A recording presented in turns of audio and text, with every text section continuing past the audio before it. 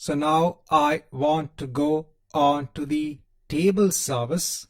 So here under data storage, I can go on to tables, and here I can create a new table. Here I can give a name for the table. Let's say the table is storing customer information. I can hit on OK.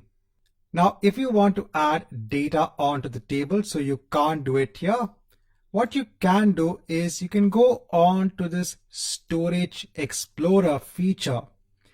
With the Storage Explorer feature, here also you have the ability to browse for the different objects, whether they be in your container in the blob service or whether it be your file shares. You can also upload files onto the file shares or blobs onto the container. So here you can actually go on to your table. So I can go on to the customer table.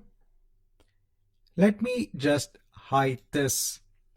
Now here we can add something known as an entity onto the table. So if I click on add,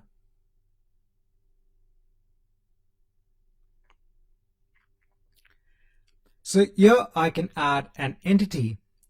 Now there are always two properties that need to be part of an entity. One is known as the partition key and the other is known as the row key. The entire idea of having partitions is to ensure that if you have a lot of data that's going to be stored in the table, to store the data in different partitions so that it becomes much more easier to search for data. So when you have millions of records in this table or millions of entities, if you have them split across multiple partitions, it becomes easier to search for a particular entity within the table itself. So here you need to decide which property is going to behave as the partition key. Let's say you're storing customer information in this table. Let's say that an entity consists of the customer ID, the customer name, and let's say the city the customer is located in. So in this case, what you can do is that you can put city as the partition key. This means that let's say that you want to search for customers that are in Chicago.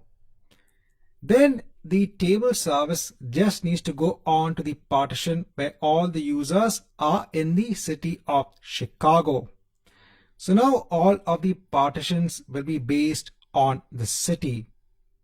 Now here we can't change the name of the property. Instead, we are mapping our city values onto the partition key. So here let me say that the first user is in Chicago. This is in our domain, it's going to be mapped onto city, but when defining the entity, the name is going to be the partition key.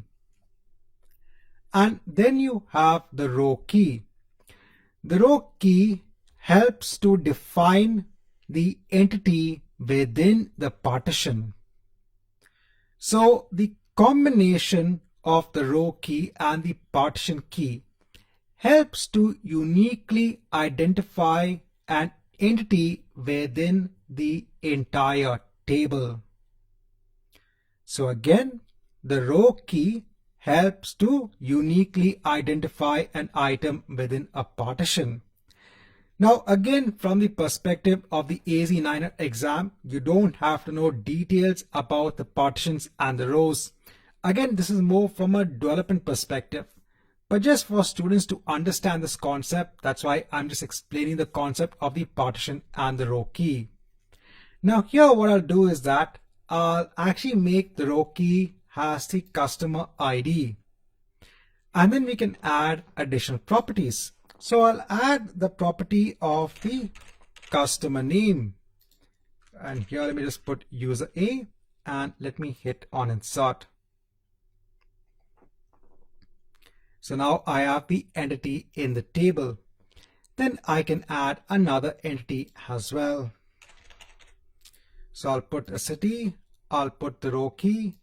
Yeah, in terms of the customer name, I can hit on insert. And so on and so forth. You can add entities on table. You can also then query for the entities accordingly. So in this chapter, just want to go through the table service.